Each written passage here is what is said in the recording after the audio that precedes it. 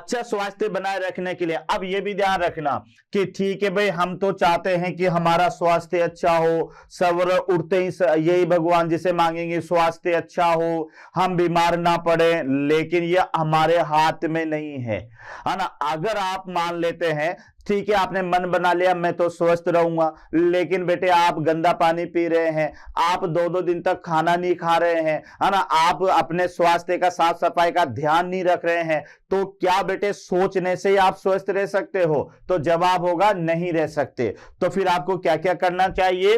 तो स्वस्थ बनाए रखने के लिए एक तो बेटे संतुलित आहार चाहिए, बैलेंस डाइट चाहिए। ध्यान रखना बैलेंस ही क्यों वर्ड आया, ना तो ज्यादा ना कम। ज्यादा खाओगे तो मोटे हो जाओगे, कम खाओगे तो पतले हो जाओगे। तो ज्यादा खाना ओवर न्यूट्रिशन, कम खाना मेल न्यूट्रिशन। तो बेटे बैलेंस में ही खाना पड़ता है। तो एक तो संतुलित आहार होना चाहिए, उसमें सारे पोषक तत्व होना चाहिए, है ना। उसके अलावा फिर व्यक्तिगत स्वच्छता, उसके अलावा बेटे व्यक्तिगत स्वच्छता, यानी अगर आप खाना भी अच्छा खा रहे हैं लेकिन बेटे आप अपने स्वच्छता का ध्यान नहीं रख रहे, है ना, गंदे हाथों से आप खाना खा रहे हो, है ना, उसके अलावा आपके आसपास में जो है कूड़ा करकट पड़ा हुआ है, तो बेटे फिर भी हमारा स्वास्थ्य सही नहीं रह सकता। तो संतुलित आहार के साथ साथ क्या चाहिए? व्यक्तिगत स्वच्छता भी चाहिए। ऐसा नहीं है सर्दी आ रही है 8 दिन के 8 दिन आएंगे, है ना, तो फिर ध्यान रखना बेटे व्यक्तिगत स्वच्छता नहीं रहेगी, है ना, ये ध्यान रखना। तो हमें संतुलित आहार के साथ साथ व्यक्तिगत स्वच्छता भी चाहिए, हमारे शरीर को हमें स्वच्छ बनाकर रखना चाहिए। उसके बाद में बेटे नियमित व्यायाम होना चाहिए, यानी ठीक है साहब खाना भी खा लिया, है ना, अपने आप को स्वच्छ भी बना लिया, लेकिन हम तो खाना खा के बेड पर लेटेंगे साहब, घूमेंगे नहीं, है ना, 10-10 रोटियां खाएंगे लेकिन सवेरे शाम कुछ एक्सरसाइज नहीं करेंगे। तो याद रखना बेटे, यानी increase the 9 kilo calorie extra energy, increase the 1 gram of fat in our body. यानी अगर हमारे शरीर में 9 किलो कैलोरी अतिरिक्त ऊर्जा अगर संचित होती है तो वह हमारे शरीर में 1 ग्राम वसा को बढ़ा देती है, और जब वसा लगातार बढ़ती जाएगी बेटे तो मोटापा बढ़ जाएगा। तो कहने का मतलब क्या है कि आप संतुलित खाओ, बिल्कुल सही, ना ज्यादा खाओ ना कम खाओ, उसके अलावा अपने आप को स्वच्छ बनाए रखो, और साथ में नियमित बेटे एक्सरसाइज भी चाहिए। यानी ऐसा नहीं है कि अपन खाए जाए, है ना, और खाए जाए बाय द वे, तो फिर क्या होगा कि हम मोटे हो जाए। तो बेटे एक बार क्या हुआ कि एक मोटा व्यक्ति था, डॉक्टर ने मना कर दिया कि आज तुझे जो है कुछ भी फास्ट फूड वगैरह नहीं दिया जाएगा, केवल दाल चावल पर तुझे निर्भर रहना पड़ेगा। अब मोटा व्यक्ति ने सोचा कि यार अब तो जी के क्या करना है, जब खाना ही इसने मना कर दिया डॉक्टर ने, अब तो मरते हैं। तो वह बेटे मकान की छत पर जाता है, उसका मकान भीड़ भाड़ वाले इलाके पर होता है, वहां से नीचे कूद जाता है गली में, 4 मर जाते हैं लेकिन वो फिर बच जाता है। कैसे मरे? जिसके ऊपर वो गिरा। तो कहने का मतलब यह हुआ कि बेटे बहुत से व्यक्ति खाने के लिए जीते हैं और बहुत से जीने के लिए खाते हैं। ठीक है, कैसा भी करो लेकिन खाओ बेटे संतुलित से खाओ, उसके अलावा स्वच्छ रहो और साथ में नियमित व्यायाम भी करो, ताकि जो एनर्जी हमें उस भोजन से मिली है वह हमारे शरीर में कंज्यूम हो जाए। तो क्या क्या चाहिए बेटे? हमें संतुलित आहार चाहिए, है ना, व्यक्तिगत स्वच्छता चाहिए और नियमित व्यायाम चाहिए। ये स्वास्थ्य के लिए बहुत महत्वपूर्ण होता है। तो याद रखना बेटे, स्वस्थ बनाए रखने के लिए क्या क्या महत्वपूर्ण है? तो संतुलित आहार, व्यक्तिगत स्वच्छता, नियमित व्यायाम और महत्वपूर्ण होता है। फिर आगे बढ़े अपन। तो बेटे यहां पर आप देखिएगा कि शारीरिक और मानसिक स्वास्थ्य पाने के लिए प्राचीन काल में ही योग का अभ्यास किया जाता है, योग का अभ्यास किया जाता है। यानी आप रामदेव जी को तो जानते हो बेटे, योगा योगा होगा, योगा होगा, तो बिल्कुल सही है बेटे, उनकी वजह से आज कितने योग करते हैं। तो यहां पर हमारे देश में क्या है कि बेटे जो है क्या कहते हैं, योगाभ्यास किया जाता है। आंखों का भी योगाभ्यास होता है ना, कपाल भारती होता है, कई सारे ऐसे ऐसे योग होते हैं जिसके आधार पर अपन कई बीमारियों से छुटकारा पाया जा सकता है। तो यहां पर प्राचीन काल से ही बेटे हमारे देश में किसका अभ्यास किया जाता था? योग का अभ्यास किया जाता था। भाई देखिएगा बेटे, जिम वगैरह ठीक है, तो अभी आ गई, मशीनें आ गई, लेकिन पुराने जमाने में तो कोई जिम वगैरह नहीं था, तो कैसे एक्सरसाइज करेंगे? तो फिर हमारे देश में बेटे योग किए जाते थे, और आज योग पूरे वर्ल्ड में फेमस है बेटे, ध्यान रखना। तो जिसको अपन ध्यान भी कहेंगे, योग भी कहेंगे, तो फिर स्वस्थ प्राचीन काल से ही मानसिक अवस्था को पाने के लिए हमें योग का अभ्यास किया जा रहा है। तो यह भी आपको याद रखना है। उसके अलावा आपको रोग से बचने के लिए क्या क्या करना है? तो रोग से बचने के लिए बेटे टीकाकरण अपन को करना है ना, रोग वाहकों पर नियंत्रण रखना है, भोजन तथा पानी की स्वच्छता को अच्छे स्वास्थ्य के लिए आवश्यक होते हैं। यानी एक तो टीकाकरण, रोग वाहकों पर नियंत्रण, और भोजन तथा पानी के लिए स्वच्छता, यानी भोजन और पानी स्वच्छता को लिए हमारे शरीर के लिए ये आवश्यक होते हैं। तो देखो, अच्छे स्वास्थ्य के लिए ये आवश्यक होते हैं। तो अगर हमें गुड हेल्थ चाहिए, तो गुड हेल्थ चाहिए तो बेटे अच्छा पानी, अच्छा भोजन भी चाहिए और स्वच्छ चाहिए। साथ में जो है वाहकों पर नियंत्रण भी चाहिए, यानी हम जहां पर रह रहे हैं, सपोज करो बेटे वहां पर बहुत ज्यादा मक्खी मच्छर है, जहां खाना खा रहे हैं वहां पर बहुत ज्यादा मक्खियां हैं, है ना, तो क्या फिर अपन स्वस्थ रह सकते हैं? नहीं रह सकते। तो अगर हमें अच्छा स्वास्थ्य चाहिए तो सबसे पहले तो वैक्सीनेशन करवाओ। वैक्सीनेशन से बेटे हमें एक तरह से प्रोटेक्शन मिल जाती है किसी भी बीमारी से, है ना, किसी भी बीमारी से एक तरह से हमें उसकी रोकथाम का एक मोहर लग जाती है कि अब हमें ये बीमारी नहीं होगी। तो एक तो टीकाकरण होना चाहिए। उसके अलावा बेटे रोग वाहकों पर नियंत्रण, यानी मलेरिया किससे होता है? बोलो जल्दी जवाब दो। तो आप क्या कहोगे? मादा एनाफिलिस से होता है। बेटे गलत जवाब है, मादा एनाफिलिस से मलेरिया नहीं होता है। ध्यान रखना, आप किसी से क्वेश्चन पूछना कि बेटे what is the cause of the malaria, या मलेरिया किससे होता है, तो अधिकतर 90% आपको क्या जवाब मिलेगा कि मादा एनाफिलिस से होता है। जवाब गलत है बच्चों, याद रखना, क्योंकि मादा एनाफिलिस एक वाहक है, एक वेक्टर है, जो कि किसी उस रोग कारक को एक व्यक्ति से उठा करके दूसरे व्यक्ति में डालती है। तो मादा एनाफिलिस जो है केवल फैलाने का काम करती है। मलेरिया जो होता है उसका जो कोज है वो प्लाज्मोडियम है ना, वाइवेक्स की फॉर्म में है, फेल्सीपेरम की फॉर्म में है।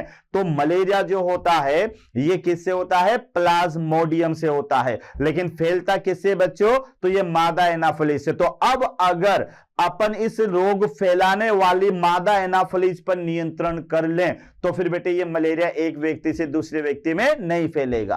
तो अच्छे स्वास्थ्य के लिए क्या है कि रोग वाहकों पर नियंत्रण भी जरूरी है।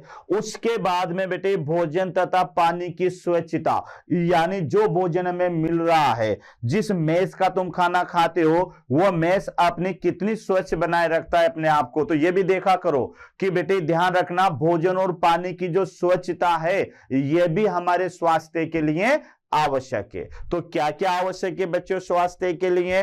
तो एक तो टीकाकरण आवश्यक है, वैक्सीनेशन, रोग वाहकों पर नियंत्रण ये आवश्यक है, और साथ में पानी और भोजन की जो स्वच्छता है ये आवश्यक है। तो ये भी आपको याद रखना है। तो एक बार और देख लें बेटे, यानी अच्छा स्वास्थ्य बनाए रखने के लिए संतुलित आहार चाहिए, व्यक्तिगत स्वच्छता चाहिए, नियमित व्यायाम चाहिए। हमारे भारत देश में शारीरिक और मानसिक स्वच्छता को पाने के लिए, ये ध्यान रखना बेटे, शारीरिक और मानसिक स्वच्छता को पाने के लिए प्राचीन काल से ही योगों का अभ्यास किया जाता है, योग किया जाता है, जिससे कई सारी बीमारियां दूर होती है।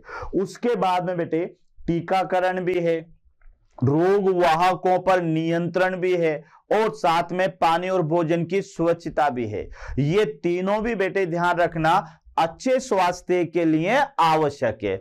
टीकाकरण तो याद है कि अगर बीमारी है तो बेटे पहले से वैक्सीनेशन कर दिया जाता है, और पहले से वैक्सीनेशन करने पर क्या होगा कि जो है कई बीमारियां बेटे नहीं हो, जैसे भी कोरोना चला था, कोरोना वैक्सीन अपन सबने लगवाई है बेटे। तो टीकाकरण बचपन से कई सारे टीके आते हैं जो कई प्रकार की बीमारियों से हमें बचाते हैं। उसके बाद में रोग वाहकों पर नियंत्रण, जैसे मैंने आपसे कहा मलेरिया, तो मलेरिया मादा एनाफिलिस से फैलता है। तो अगर अपन मादा एनाफिलीज पर कंट्रोल कर लें तो मलेरिया पर भी कंट्रोल हो सकता है, क्योंकि उस प्लाज्मोडियम को एक व्यक्ति से दूसरे व्यक्ति में ले जाने का जो कार्य करते हैं ना बेटे, वह करती है कौन, यानी फीमेल एनाफिलीज। तो इस पर कंट्रोल का, ऐसे कई सारे एडिस मॉस्किटो है, क्यूलेक्स मॉस्किटो है ना, मक्खियां हैं, हाउस फ्लाई वगैरह है, ये बेटे रोग कारकों को एक व्यक्ति से दूसरे व्यक्ति में पहुंचाती है। तो अगर इन रोग वाहकों पर कंट्रोल कर लिया जाए तो भी अपन स्वस्थ बने रह सकते हैं। और लास्ट में होगा बेटे पानी और भोजन की स्वच्छता, ये भी बहुत जरूरी है, तो ये भी आपको स्वास्थ्य के बारे में याद रखनी है। उसके बाद में स्वास्थ्य को प्रभावित करने वाले कारक, तो पहला प्रभावित करने वाला कारक है आनुवांशिक विकार, क्योंकि बेटे अगर मेंटली डिस्टर्ब है ना, कोई आनुवांशिकी अगर राजदेवी उसके अंदर ऐसा सिंड्रोम है तो बेटे एक व्यक्ति से एक पीढ़ी से दूसरी पीढ़ी में जाएगा। तो एक तो प्रभावित करने वाला कारक है आनुवांशिक विकार, क्योंकि कई बीमारियां ऐसी होती है बच्चों जो जन्मजात होती है, और वो जन्मजात होती है तो जन्म के साथ ही आती है बेटे, उसके बाद में फिर जो है क्या कहते हैं, वो अगर इलाज नहीं हुआ तो फिर वो एक पीढ़ी से दूसरी पीढ़ी में जाएगी। तो पहला प्रभावित करने वाला कारक रहेगा आपका आनुवांशिक विकार। दूसरा कारक है बेटे इन्फेक्शन यानी संक्रमण। संक्रमण, तो संक्रमण क्या है कि ये भी बहुत इंपॉर्टेंट है बेटे, कि कई सारे पैथोजन हैं, जैसे जीवाणु है, वायरस है ना, उसके अलावा जो है क्या कहते हैं हमारे पास में कवक है या कृमि है, ऐसे कई सारे पैथोजन होते हैं जो हमारे शरीर को संक्रमित करते हैं, और संक्रमित करने के बाद में बेटे अपन रोगग्रस्त हो जाते हैं। तो संक्रमण भी प्रभावित करने वाला एक मुख्य कारक है। और लास्ट में क्या है, जीवन शैली, ये तो बहुत इंपॉर्टेंट है कि बेटे अगर हमारी जीवन शैली सही नहीं है ना, आप 1 बजे तो जो है सो रहे हो, उधर 10 बजे उठ रहे हो, तो बेटे कहीं ना कहीं हमारा शरीर कमजोर होगा, है ना। तो टाइम पे सो और उधर टाइम पे उठो, डेली एक्सरसाइज करो, तो बेटे हमारी जीवन शैली भी डिपेंड करती है कि हम कितने स्वस्थ हैं। तो स्वास्थ्य को प्रभावित करने वाले कारकों में पहला कारक तो बेटे आनुवांशिक विकार होगा, यानी ऐसे विकार या ऐसे डिजीज जो बेटे जन्म से ही साथ आती है, तो ये भी प्रभावित करेगी। दूसरा है संक्रमण, तो आपको पता है कि अधिकतर जो रोग होता है वो संक्रमण के कारण होता है ना। जैसे मान लेते हैं मादा एनाफिलीज ने काटा तो प्लाज्मोडियम हमारे अंदर संक्रमित हो गया, या कोई जो है बेटे जीवाणु हमारे अंदर आ गया, या कोई वायरस आ गया। आने का तरीका अलग अलग हो सकता है, कोई जो है क्या कहते हैं किसी वाहक के द्वारा आ सकता है, या बेटे किसी भोजन या किसी वस्तु के थ्रू हमारे भीतर आ सकता है। तो संक्रमण है ना, संक्रमण भी बेटे प्रभावित करने वाले कारकों में एक मुख्य कारक है। उसके बाद में आता है जीवन शैली। तो बेटे मैंने आपसे क्या कहा कि स्वास्थ्य के लिए जीवन शैली का सही तरीका जरूरी है।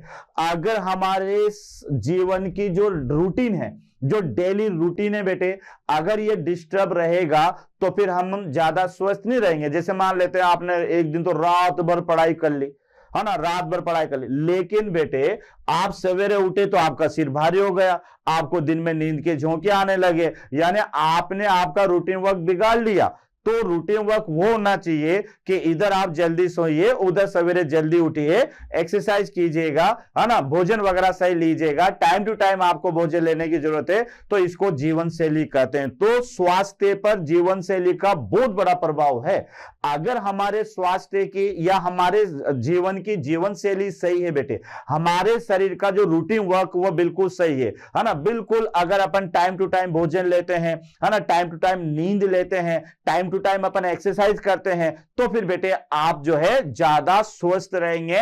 बशर्ते जो टाइम पर सोता नहीं है, जो टाइम पर भोजन नहीं लेता, और जो कभी एक्सरसाइज तो वह जानता ही नहीं है, तो बेटे उनकी तुलना में जो है क्या कहते हैं टाइम पर भोजन लेने वाले, टाइम पर सोने वाले, एक्सरसाइज योगा करने वाले, ये व्यक्ति ज्यादा स्वस्थ होते हैं। तो प्रभावित करने वाले कारकों में आनुवांशिक विकार, संक्रमण और जीवन शैली। आगे बढ़ते हैं बेटे, अपन आगे बढ़ते हैं तो यहां पर आते हैं अब रोग, यानी ये डिजीज क्या है, ये रोग क्या है। तो बेटे मैं आपको पहले ही बता चुका हूं कि रोग क्या है कि जब व्यक्ति का शरीर का कोई अंग, ये ध्यान रखना बेटे, मैंने आपको शुरू में समझाया था कि बीमारी क्या है। तो बीमारी का मतलब यह है कि जब शरीर का कोई सिस्टम, कोई अंग अगर सामान्य कार्य नहीं कर रहा है, उसी अवस्था को अपन रोग कर देंगे। जैसे आप बेटे ये वीडियो देख रहे हो, बिल्कुल आप स्वस्थ हो, आप देख रहे हो, है ना, लेकिन अगर आपका सिर दर्द कर रहा हो या कोई प्रॉब्लम आ गई हो तो आप ये नहीं देख पाएंगे। यानी कहने का मतलब ये हुआ कि अगर हमारे शरीर के सारे सिस्टम, सारे ऑर्गन अगर बिल्कुल वेल डन काम कर रहे हैं तो हम स्वस्थ हैं, ये ध्यान रखना, कोई बीमारी नहीं। लेकिन अगर हमारे शरीर के किसी अंग में कोई असामान्य क्रिया हो जाए, जिसकी वजह से बेटे कई सारे लक्षण उत्पन्न हो जाए, तो फिर उस अवस्था को अपन रोग कहेंगे। और फिर रोग को बेटे मैंने आपको दो भागों में डिवाइडेड किया था, एक तो जन्मजात होता है और एक अर्जित होता है। तो आप देख लीजिएगा, यानी जब शरीर का कोई अंग, ये ध्यान रखना बेटे, शरीर का कोई अंग या अंग तंत्र, तो जब शरीर का कोई अंग या फिर अंग तंत्र ठीक से कार्य नहीं करता है तथा इसके कारण विभिन्न लक्षण प्रकट होते हैं, तो यह अवस्था रोग कहलाती है। तो क्या कहा बेटे मैंने आपसे कि यहां पर जब शरीर का कोई अंग या कोई अंग तंत्र, यानी कोई ऑर्गन एंड ऑर्गन सिस्टम, ये तो बेटे याद रखना, ऑर्गन एंड ये होगा ऑर्गन सिस्टम, ऑर्गन सिस्टम अगर कार्य ठीक से कार्य नहीं करता है और कई लक्षण प्रकट होते हैं, तो यह अवस्था रोग है। जिसमें मैंने आपसे क्या कहा कि अगर हमारा पाचन तंत्र ठीक से काम नहीं कर रहा, लूज मोशन हो गए, तो बेटे आना जाना ही लगा रहेगा ना, फिर गए फिर आए, फिर गए फिर आए, है ना, तो यह गड़बड़ हो जाती है। तो याद रखना क्या कहा, किसे कहेंगे रोग, जब शरीर की, या फिर वन वर्ड में याद करो आप तो सीधा सा याद करना, the abnormal condition of the body is called the disease. यानी शरीर की असामान्य क्रिया या शरीर का जो है असामान्य रूटीन, जिससे अपन सही वर्क नहीं कर पा रहे हैं, वही अवस्था है रोग। तो बेटे एक बात देख ले अपन कि जब हमारे शरीर का कोई अंग या हमारे शरीर का कोई अंग तंत्र ठीक से कार्य नहीं कर रहा और उस वजह से शरीर में कई सारे लक्षण प्रकट हो रहे हैं, सिर दर्द हो रहा है, भूख नहीं लग रही है ना, नींद नहीं आ रही है, बदन दर्द कर रहा है, पेट दर्द कर रहा है, ये सब क्या है, ये उन अंगों की असामान्य क्रिया से उत्पन्न होने वाले लक्षण है बेटे। तो यही अवस्था क्या होती है, रोग होती है। तो क्या है रोग, अच्छा पहले स्वास्थ्य याद हो गया। स्वास्थ्य क्या है कि शरीर की सामाजिक, मानसिक और शारीरिक सही अवस्था को अपन स्वास्थ्य कहते हैं। लेकिन रोग क्या है कि शरीर के किसी अंग की असामान्य क्रिया जिससे विभिन्न लक्षण प्रकट होते हैं, यह अवस्था बेटे रोग कहलाती है। यहां तक क्लियर। और रोग को दो समूह में बांटा है, रोग को दो समूह में बांटा है। तो यहां पर बेटे दो समूह में, इसमें पहला समूह जो आएगा वो होगा जन्मजात, जन्मजात, और दूसरा जो समूह होगा यह समूह होगा बेटे अर्जित रोग। जन्मजात रोग, जन्मजात रोग ये याद रखना बेटे, और एक होगा अर्जित रोग। तो जन्मजात रोग यानी जन्म से ही उत्पन्न, ये याद रखना बेटे, ये क्या होंगे, जन्मजात रोग, ये जन्म से ही उत्पन्न होंगे। और जो अर्जित होंगे ये आपको याद रखना है जन्म के बाद उत्पन्न, जन्म के बाद उत्पन्न, जन्म के बाद उत्पन्न, जन्म के बाद उत्पन्न। तो ये आपको याद रखना है कि यहां पर रोगों की दो समूह में बांटा है बेटे। तो एक समूह तो होगा जन्मजात रोग और एक समूह होगा अर्जित। जन्मजात को बेटे इनेट डिजीज भी कहते हैं या इन्हें कॉन्जेंशियल डिजीज भी कहते हैं, है ना। तो ये जन्मजात का मतलब क्या है, जो जन्म से ही साथ आएंगे। अब कई सारे आनुवांशिक रोग होते हैं, जैसे हीमोफीलिया है, वर्णांतरता है, रतौंधी है ना, सिकल सेल एनीमिया है, फिनाइल कीटोन यूरिया है। ये ऐसे रोग होते हैं जो एक पीढ़ी से दूसरी पीढ़ी में जाते हैं। दूसरा रोग है बेटे एक्वायर्ड डिजीज, जन्मजात रोग, यानी जन्मजात रोग, या अब है अर्जित, तो अर्जित का माने प्राप्त करना। तो ये जो रोग होंगे ये जन्म के बाद उत्पन्न होंगे, है ना, जन्म के बाद उत्पन्न होंगे। तो बेटे ये जन्म के बाद उत्पन्न होने वाले, और ये भी दो प्रकार के होंगे, यानी अर्जित रोग के दो प्रकार होंगे। तो पहला प्रकार होगा बेटे संक्रामक रोग, यानी इन्फेक्शियस डिजीज। ये किसके टाइप्स हैं? ये बेटे अर्जित के टाइप्स हैं, ये ध्यान रखना, यानी स्मॉल ए और स्मॉल बी। तो इसको मैं यहां पर स्मॉल ए ले लेता हूं बेटे, है ना, स्मॉल ए, और ये है यहां पर हमारे पास में स्मॉल बी। तो अर्जित के दो पार्ट है, एक तो संक्रामक और एक होगा असंक्रामक। सीधा सा पॉइंट है कि संक्रामक क्या है कि बेटे ऐसा रोग जो एक व्यक्ति से दूसरे व्यक्ति में फैलेगा किसी वाहक के द्वारा, तो इस रोग में संक्रमण का खतरा बना रहेगा। तो ऐसे रोगों को संक्रामक रोग कहते हैं। बेटे किसे कहोगे संक्रामक रोग? जो रोग किसी वाहक के द्वारा एक व्यक्ति से दूसरे व्यक्ति में फैलते हैं, तो उन्हें तो संक्रामक रोग कहते हैं। और ये रोग बेटे वायरस जनित, जीवाणु जनित, कवक जनित, कृमि जनित आदि होंगे। लेकिन दूसरा है हमारे पास में असंक्रामक, नॉन इन्फेक्शियस डिजीज, यानी बेटे ये जो रोग होंगे ये किसी वाहक के द्वारा एक व्यक्ति से दूसरे व्यक्ति में नहीं फैलेंगे। जैसे मैंने आपसे क्या कहा कि जो व्यक्ति भोजन ग्रहण नहीं करेगा उसी के ये रोग होगा, जो व्यक्ति ज्यादा खाएगा तो वही मोटा होगा। तो ये रोग होते हैं असंक्रामक। तो एक बार रिपीट करें कि बेटे डिजीज के दो पार्ट होंगे, पहला पार्ट जन्मजात, दूसरा पार्ट अर्जित। जन्मजात में बेटे जन्म से ही साथ आएंगे, है ना, ये ध्यान रखना, जन्म से ही साथ आएंगे और पीढ़ी दर पीढ़ी आगे जाएंगे। और अर्जित जो होंगे वो जन्म के बाद उत्पन्न होंगे, और इनकी दो श्रेणियां होगी, एक तो संक्रामक और एक असंक्रामक। अब संक्रामक में क्या होगा कि ये किसी वाहक के द्वारा एक व्यक्ति से दूसरे व्यक्ति में फैलेंगे। जैसे मान लेते हैं आज अपने रूम में बेटे दो रूम पार्टनर है, अब एक रूम पार्टनर को मलेरिया हो गया, या हमारे घर में किसी को मलेरिया हो गया, तो कुछ दिन बाद में नाना मामा या भाई बहन वगैरह सब बीमार पड़ जाते हैं।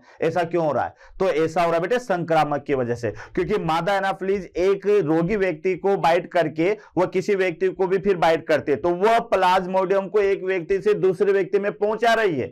तो ऐसे रोग जो किसी वाहक के द्वारा एक व्यक्ति से दूसरे व्यक्ति में फैलते हैं, तो ऐसे रोगों को कहते हैं संक्रामक रोग। ये तो क्लियर। अब इसमें अपन 4-5 तरह के रोग पढ़ेंगे, जीवाणु जनित, वायरस जनित, कृमि जनित और प्रोटोजोआ जनित। दूसरा रोग है बेटे वो है असंक्रामक। तो असंक्रामक यानी यह रोग एक व्यक्ति से दूसरे व्यक्ति में संचरित नहीं होते हैं, संचरित नहीं होते हैं। यानी ये ऐसे रोग होंगे बेटे जो या तो भोजन की कमी या अधिकता से होगा। अब देखो कि मान लेते मैंने आपसे कहा जो ज्यादा खाएगा वह मोटा होगा, जो कम खाएगा वही पतला होगा। यानी ऐसा तो नहीं है कि बेटे 10 चपाती तो मैं खाऊं और मेरा रूम पार्टनर मोटा हो जाए, या बेटे मैं खाना कम खाऊं मेरा रूम पार्टनर वो पतला हो जाए, ऐसा नहीं है। जो यहां पर भोजन ज्यादा लेगा या कम लेगा उसका प्रभाव उसी पर पड़े। एक कारण तो ये याद रखना, भोजन की कमी या अधिकता से। दूसरा है बेटे अगर किसी व्यक्ति का कोई अंग असामान्य कार्य कर रहा है, तो जिस व्यक्ति का अंग असामान्य कार्य करेगा उसी व्यक्ति को बेटे जो है वह रोग होगा, तो किसी अंग की असामान्य क्रिया से। तो इस तरह से ये दो प्रकार के होंगे, एक तो संक्रामक जो ये रोग किसी वाहक की सहायता से, है ना, वाहक की सहायता एक व्यक्ति से दूसरे व्यक्ति में संचरित होता है। दूसरा दे रखा है असंक्रामक रोग, यह रोग एक व्यक्ति से दूसरे व्यक्ति में संचरित नहीं होता है। क्लियर। अब आगे देखते हैं कि बेटे ये कितने टाइप्स के होंगे। तो यह रोग भोजन की कमी, अब ये कौन सा रोग है बेटे, यानी ये है अर्जित रोग। यह रोग भोजन की कमी या अधिकता, तो ये हमारे पास में असंक्रामक रोग। ये जो डेफिनेशन आपको यहां पर दी जा रही है, ये डेफिनेशन बेटे असंक्रामक रोग की है। असंक्रामक रोग, असंक्रामक रोग, जैसा मैंने आपको बताया असंक्रामक रोग। तो ये जो असंक्रामक, तो यह रोग भोजन की कमी या अधिकता या शरीर के किसी अंग की असामान्य क्रिया द्वारा होते हैं, है ना, ये ध्यान रखना। ये असंक्रामक रोग हैं जो भोजन की कमी और भोजन की अधिकता या फिर शरीर के किसी अंग की असामान्य क्रिया द्वारा होंगे, जैसे विटामिनोसिस यानी विटामिन की कमी या अधिकता से होने वाले। तो जिस व्यक्ति में विटामिन की कमी होगी उसी व्यक्ति में बेटे ये रोग होगा। दूसरा है ओवर न्यूट्रिशन, जो ज्यादा खाएगा यानी इसको कहेंगे अपन ओवर न्यूट्रिशन यानी बेटे अति पोषण, यानी इसको कहा जाएगा अति पोषण। तो जो ज्यादा खाएगा वही बेटे मोटा होगा। या फिर मेल न्यूट्रिशन, इसको यहां पर कहोगे यानी कुपोषण।